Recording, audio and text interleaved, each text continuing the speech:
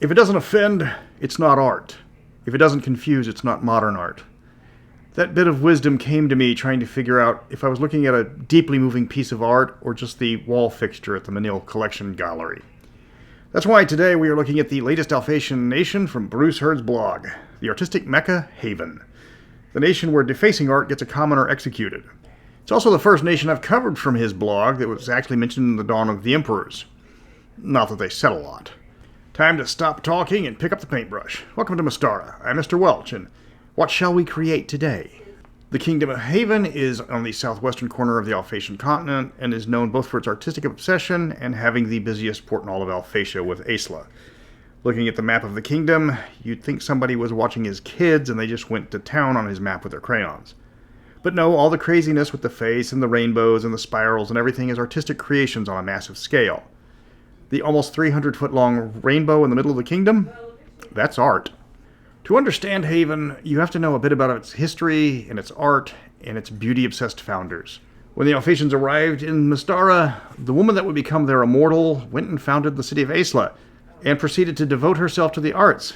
She made sure that every building was a wonder, every mural a masterpiece, every song would be played through the centuries. This was the core motivation that remained even after Alphatia obtained immortality. Artists of every flavor flocked to the kingdom, each looking for their own particular muse. Skip forward a few centuries, and Haven's destiny would be cemented by a young teenager who started a craze that never died down. Miler Tindle was only 15 when she came up with the philosophy that art is only pure when it's being created. I know she was 15 because the book says her age is 315, and she started the trend 3 centuries ago. Not sure who's listening to a teenager spout philosophy and going crazy with it, but I have my suspicions.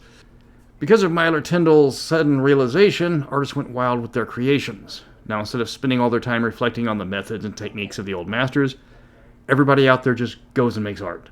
When one piece is completed, you immediately start on the next one. And this being magic-soaked Alphatia, the art gets pretty creative. I can't even begin to explain how art-obsessed this place is. Because of the Miler Tindle philosophy, all but the oldest towns were renamed after some aspect of art. Painting, music, fashion, whatever.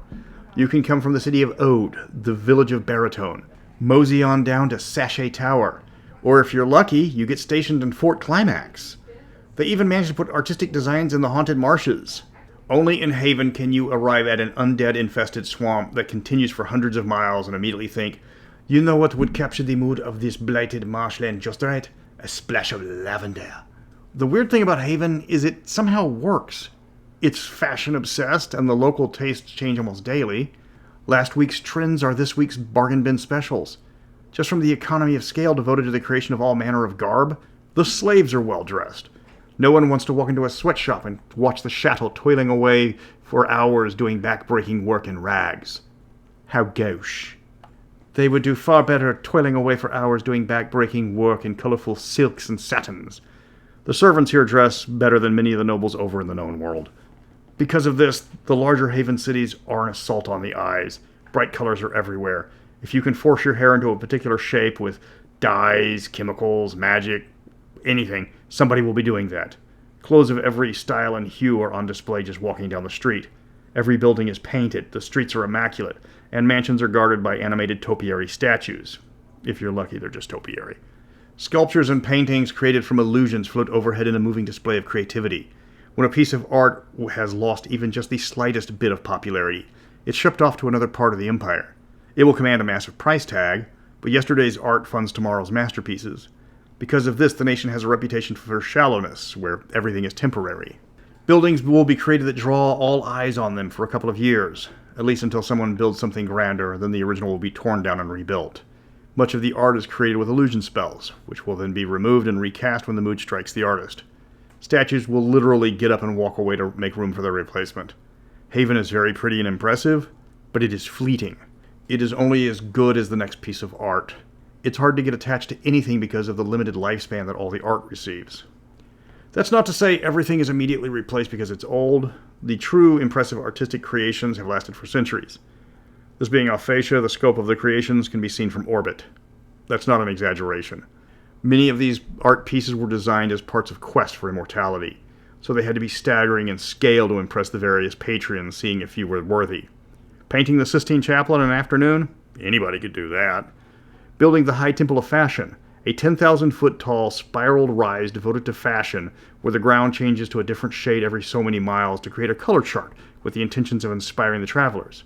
Only if you include a massive marble temple at the top and sprinkle mansions along the path so tired travelers can rest and discuss the revelations they've had over the course of lavish feasts. Havenites take the credo "it's better to look good than feel good" as gospel.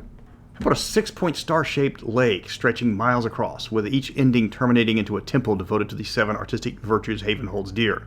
If you want to see or hear the latest and greatest masterpieces the nation has created, then visit the temples of dance, sculpture, music, painting, theater, and poetry. To drive the point home of how artistic they are, the starshine of the Muses rings an extinct volcano in the middle of the lake, with natural geysers situated between each temple and the volcano. There is nothing the Havenites will not turn into a work of art. Check out the Rainbow Promenade. What's more impressive than building 7 gigantic statues on either end of an almost 300-mile-long lake, with an elaborate stone pavilion in the middle of that? Let's have the statues shooting beams of light from one side to the other, forming a giant artificial rainbow that almost reaches the sky shield of Mystara. Then to top that off, once a year at the pavilion called the Speedway of the Wizards, hold the Great Haven Race, where nobles take their finest wheeled magical creations and try not to die historic on the Fury Road. They can reach speeds up to 100 miles an hour. Or you can buy tickets and ride one of the light beams across for a thrill on one of these sky ships. Or fly across the entire Rainbow Arc in a matter of minutes by riding a special-built Skyway transport. And of course, there's races held there all year round. I know what you're asking, and the best place to find all your Mystara needs is my new channel, freemystara.com, where I post up all the latest creations for D&D's best settings, as well as links to the other top Mystara channels like the Vaults of Pandius, the Piazza message boards, the Art of Mystara page, and Mystara's Discord. I know what you're asking now, and what's up with the lady's face in the middle of the map? Time to visit the Grand Temple of Our Lady of Alphatia. This is a finely crafted bit of landscaping that took years and spans over 100 miles. The hair is grown from carefully selected trees. The blue of the face is a lake that was created with magic. The eyes and lips are underwater mosaics that can only be seen from above. Alphatia's body is comprised of carefully planted grasslands, and there's a gigantic temple devoted to her right in the middle of it. When it comes to art, Havenites do not play around. Haven's military is the best dressed in the world, and that goes without saying. But they're also one of the best disciplined and a nightmare for Alphatian quartermasters everywhere. They work elaborate dances into their fighting styles, effectively making the entirety of their army blade dancers. This also means equipping them in the field is almost impossible because nobody has designer fashion military fatigues. And when a new war dance is choreographed, the entire force has to stop and learn the hot new thing. You can't talk about Haven without going into detail on Isla, which is Alphatia's largest port by volume. It's not the largest physically, Archport in Eadrin takes that title, but it does far more business than any other in the Empire. Ships enter bringing all manner of exotic goods, substances, and anything else that feeds the artist's constant need for new things to create with. The city will take as much pigment, stone, wood, metal, fabrics, and anything else similar that can be provided. All manner of art leaves the port, as well as thrill seekers looking for their next muse or inspiration. It's quite easy to make money shipping luxury goods in Isla. The one word that can describe the city best is clean. Everything is pristine here. Spitting on the sidewalk gets a fine. Relieving yourself on a bush earns you community service.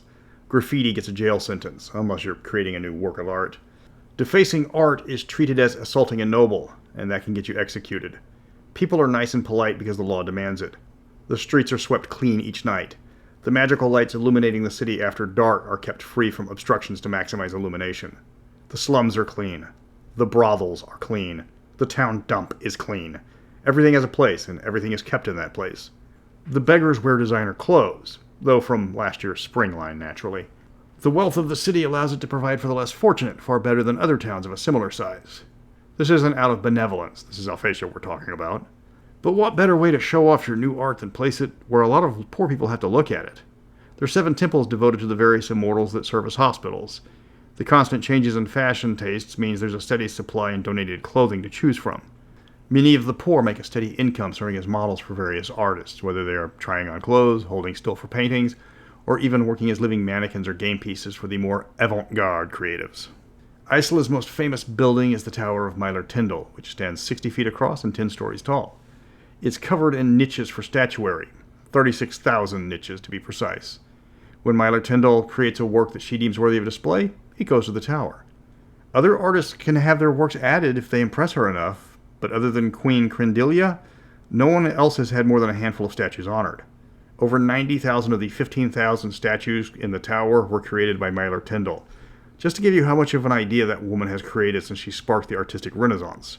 The same artistic renaissance that has kept Haven enthralled for centuries. You can visit the tower to gaze upon the structures by renting magical discs that will take you on a tour. But don't even think about stealing one of the displays. If the magic wards don't render you into atoms, Miler Tindle will come looking for you with the full force of the nation behind her. Haven is one of the most unique places in all of Mystara, an entire kingdom devoted to art in all its forms. What it lacks in internal conflict, it makes up for in sheer weirdness. Unless you are a native to the kingdom, you have no idea what's going on. It's pure Alphatian chaos, with a constant focus on change rather than tradition.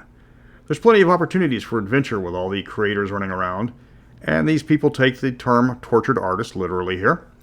Goblins are far less of a threat to people than a poorly engineered modern art piece. Next week we are looking at the primitive cultures of the Hollow World, where the Immortals trapped quite a few societies in the Stone Age and stripped them of their chance to improve themselves. Until then, draw me like one of your new Avalon girls.